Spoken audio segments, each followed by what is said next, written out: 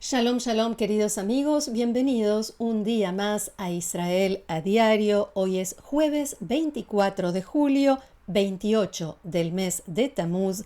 Llevamos 657 días de guerra. Todavía hay 50 rehenes allí en la Franja de Gaza.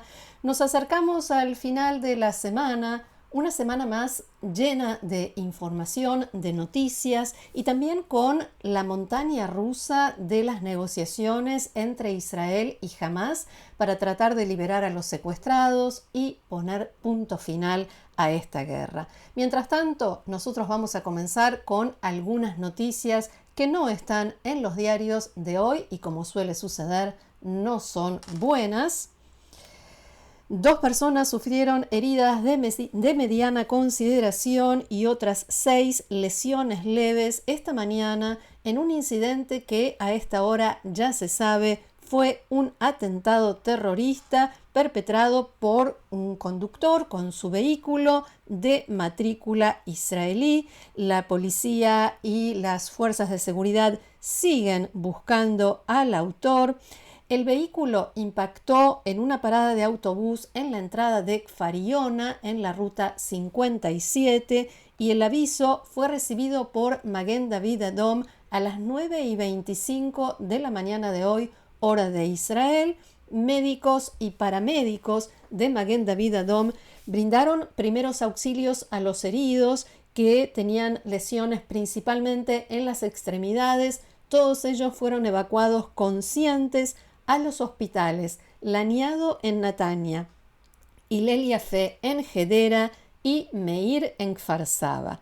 La policía confirmó que se trató de un atentado con un vehículo, un ataque terrorista, y que el vehículo fue localizado posteriormente en la zona de Beit Lid.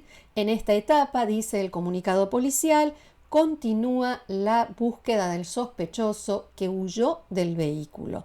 Agentes de la policía realizan búsquedas en la carretera, en la zona abierta de los alrededores, con asistencia de helicópteros de la unidad aérea policial, motocicletas de patrulla y de la unidad canina. Además, el comandante de Distrito Central ordenó la activación inmediata de todos los equipos de alerta en las comunidades cercanas, y la División Judea y Samaria de las Fuerzas de Defensa de Israel bloqueó los cruces fronterizos en toda la zona. Medios palestinos informan a esta hora que las Fuerzas de Defensa de Israel impusieron el cierre de Tulkarem. Ya sabemos entonces que fue un atentado terrorista. Por el momento, esto que acabo de contar es toda la información que oficialmente se conoce y que seguramente se irá actualizando a lo largo del día. Y ya sabemos que a los hutíes les gusta últimamente despertarnos de madrugada o sacarnos de la cama muy temprano, pero esta vez les salió mal, porque el misil balístico que lanzaron muy temprano no llegó a cruzar las fronteras de Israel, se desintegró por el camino. Las fuerzas de defensa de Israel detectaron el lanzamiento, pero no se activaron las sirenas porque el misil no llegó a representar una amenaza para la población israelí. Y ahora sí, vamos a comenzar nuestra recorrida por los diarios de hoy y otros medios. Los diarios dividen sus primeras planas entre 2 temas centrales: las negociaciones con Hamás y la ley que ya se conoce como ley de no enrolamiento. Comencemos con Yediot Aharonot, que abre su edición con el titular: La respuesta de Hamás a la propuesta aleja las posibilidades de un acuerdo. Este titular era válido a la hora del cierre de la edición, pero más tarde Hamás entregó otra respuesta, al parecer mejor. ¿Qué pasó en el medio durante la noche entre una respuesta y otra? Qatar y Egipto le dijeron a Hamás: no, gracias. la rechazaron directamente, rechazaron la propuesta e incluso se negaron a hacérsela llegar a Estados Unidos e Israel y exigieron que el grupo terrorista presentara algo más razonable. Unas horas después, de madrugada, Hamás presentó su nueva respuesta, actualizada, dicen los informes.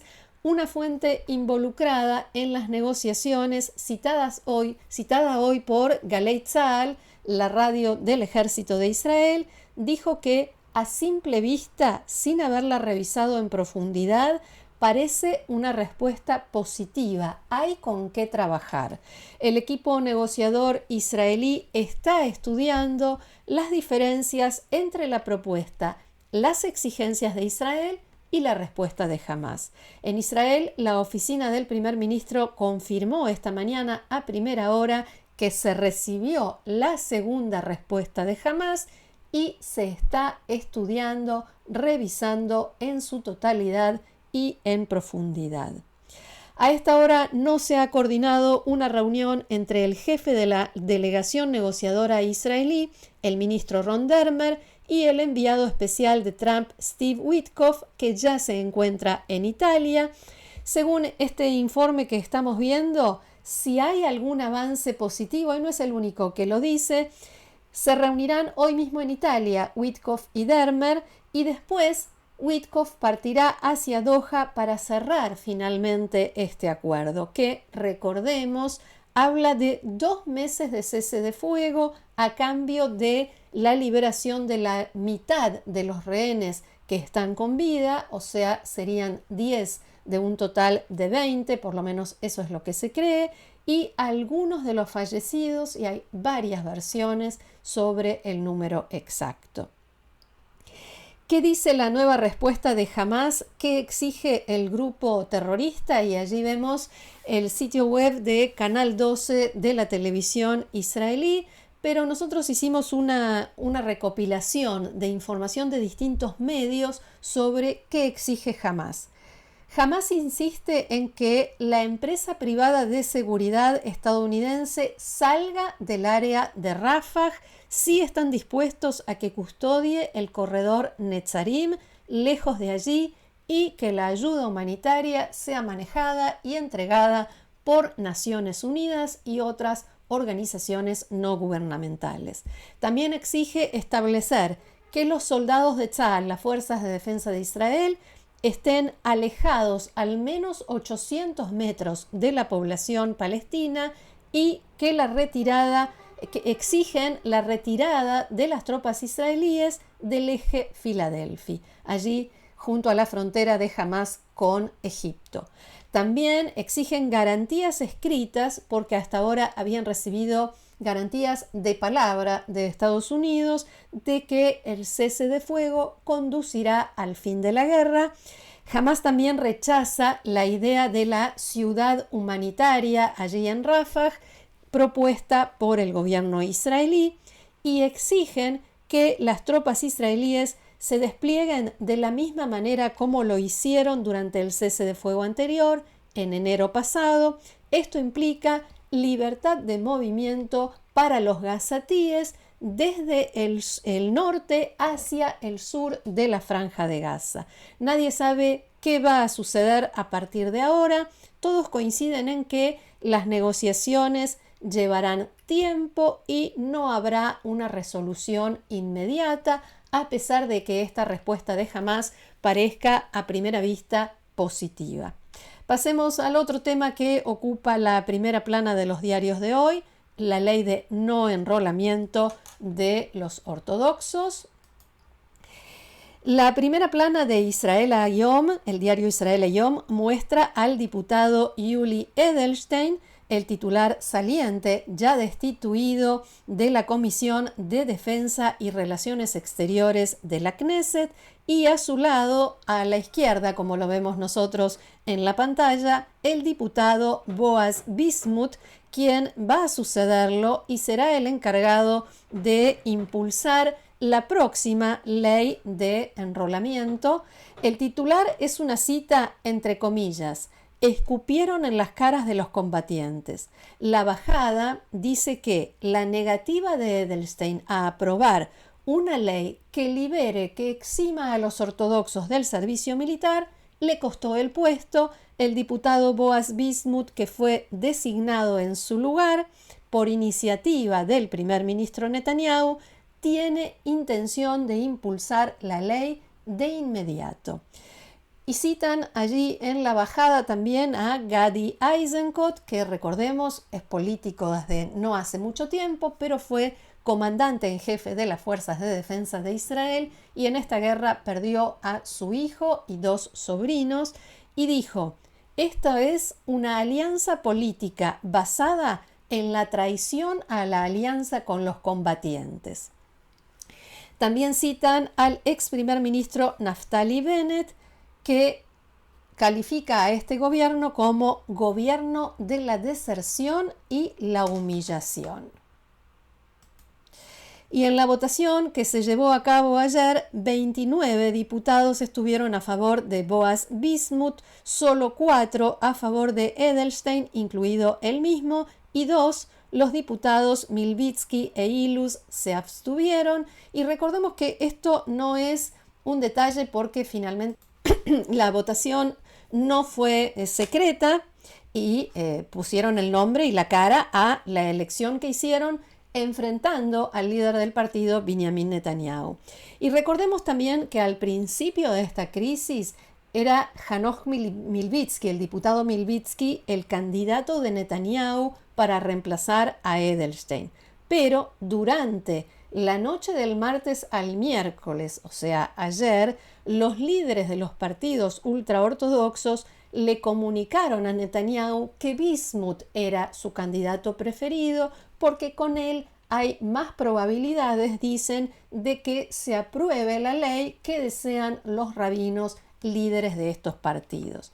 Representantes de distintas organizaciones de combatientes reservistas, de familiares de combatientes, de familiares de soldados caídos, intentaron durante toda la jornada de ayer, especialmente en los pasillos de la Knesset, hablar con los diputados antes de la votación, pero no fueron escuchados, nadie les prestó atención. Bismuth dice que él va a impulsar una ley equitativa y, según informó anoche Canal 12 de la televisión israelí, piensa actuar en los próximos días a pesar del receso parlamentario para hacer realidad esta ley. Es interesante ver cómo reflejan esto los diarios de hoy en un género que puede ser muy elocuente, aunque en general no utiliza muchas palabras, la caricatura. Aquí vemos la caricatura del diario Yediot Aharonot de hoy, que firma Guy Morad y muestra a los líderes ultraortodoxos esperando sentados en un sofá y el primer ministro Netanyahu como repartidor de una conocida empresa de reparto de comida que llega con el diputado Boaz Bismuth en la caja del envío y les dice: ¿ustedes pidieron un nuevo presidente, o sea, de la Comisión de Defensa y Relaciones Exteriores? Y Shlomo Cohen firma la caricatura de hoy de Israel Hayom, en la que también se ve a los líderes de los partidos ultraortodoxos, esta vez compartiendo una cena en un restaurante. El mozo les trae una torta con un cartel que dice Comisión Parlamentaria de Defensa y Relaciones Exteriores, y ellos dicen: como postre se ve prometedor, pero ahora debemos pensar qué queremos pedir de plato principal. Y mientras todo esto se dirimía en el ámbito político, vamos a ver qué sucedía en las calles.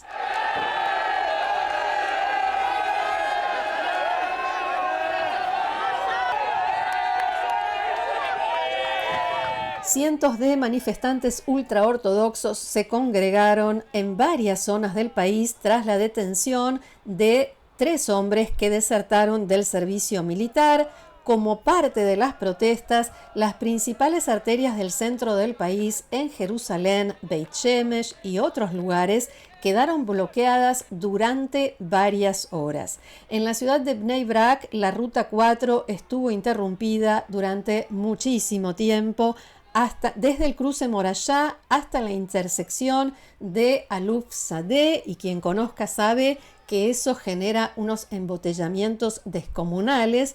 Durante la interrupción, la policía se dirigió a los manifestantes que se habían sentado sobre el asfalto y les advirtió: esta es una manifestación ilegal, tienen 5 minutos para despejar la carretera, quien se niegue será arrestado. Y los jóvenes respondieron con cánticos: moriremos antes de ir a la cárcel, moriremos antes de ser reclutados por el ejército. También en Jerusalén, otros ultraortodoxos bloquearon calles en lugares como la entrada a la ciudad, donde está el puente Ameitarim, allí cerca de la estación central de autobuses, también Har Hotzvim, la calle Begin, y la portavoz de la policía declaró que cuando los agentes advertían a los manifestantes que se trataba de una protesta ilegal, los jóvenes atacaron violentamente a la policía, lanzaron botellas y desobedecieron las instrucciones.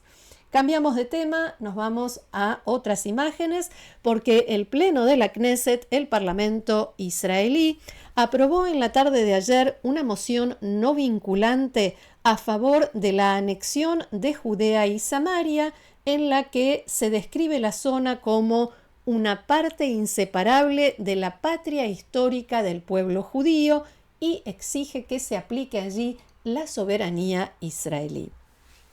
La votación, como veíamos, dio un resultado de 71 votos a favor, 13 en contra, tras lo cual el presidente del Parlamento, Amir Ohana, también lo vimos recién, declaró desde el estrado que, abro comillas, la tierra de Israel pertenece al pueblo de Israel. Los judíos no pueden ser invasores en su patria ancestral. Esta es nuestra tierra, este es nuestro hogar. De inmediato, la presidencia de la Autoridad Palestina rechazó y condenó la moción israelí, que, según dijeron, viola todas las resoluciones de legitimidad y derecho internacional. La Autoridad Palestina dijo en un comunicado que considera que la manera de lograr la paz y la estabilidad es mediante el establecimiento de un Estado palestino independiente, y sostiene que los asentamientos israelíes son ilegales. Siguiente imagen: Israel arrestó al terrorista que cometió el atentado contra autobuses en febrero pasado. Las Fuerzas de Defensa de Israel, el Servicio de Seguridad Nacional y la Guardia de Fronteras arrestaron en Nablus, en la ribera occidental, al terrorista Abdelkarim Sanubar, autor del atentado con bombas contra 3 autobuses que estaban estacionados en Batiam y Jolón y que estaban vacíos. Recordarán que hemos informado sobre ese incidente que ocurrió, como decíamos, en febrero pasado y que pudo haber terminado en una gran tragedia. Según un comunicado conjunto de las Fuerzas de Defensa de Israel y el Shin Bet, el sospechoso fue arrestado tras una extensa búsqueda. Todo parece indicar que finalmente fue localizado debido a una explosión que se produjo cuando manipulaba explosivos que tenía en su vivienda. El terrorista resultó herido y huyó del departamento donde se alojaba. Afortunadamente después fue arrestado, como decíamos. Seguimos adelante.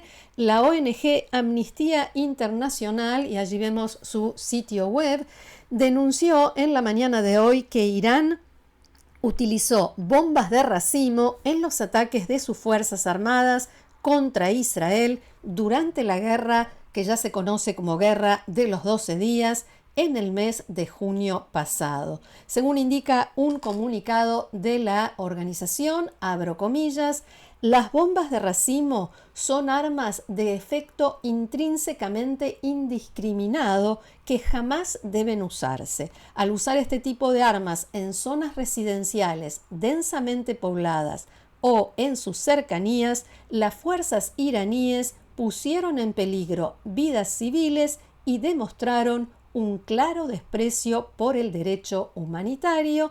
Fin de la cita. La ONG recordó que el derecho humanitario prohíbe el uso de este tipo de armas y que el lanzamiento de ataques indiscriminados que maten o provoquen heridas a civiles constituye un crimen de guerra.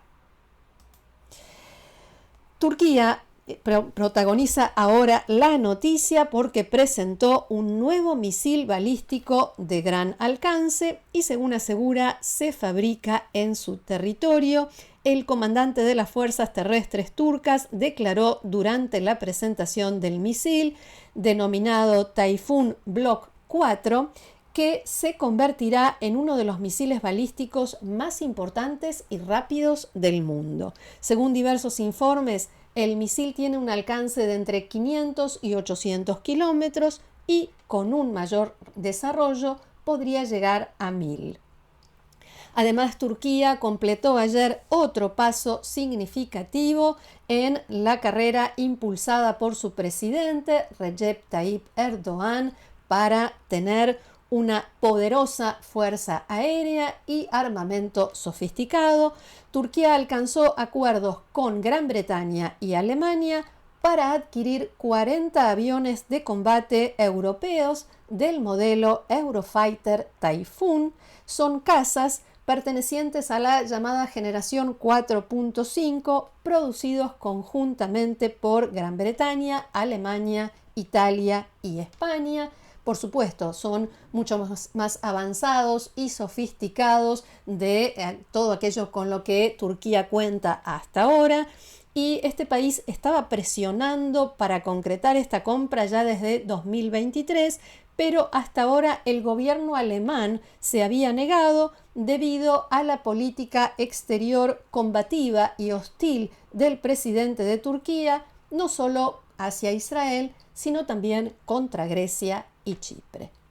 Bien, hasta aquí nuestro encuentro de hoy. Muchísimas gracias por haberlo compartido con nosotros una vez más. Los invito, como siempre, a seguirnos en el canal, a difundirlo, compartirlo y suscribirse, y también a formar parte del grupo de amigos de Israel a Diario, haciendo clic debajo de este video donde dice unirse, y también pueden seguirnos en Instagram y otras redes sociales.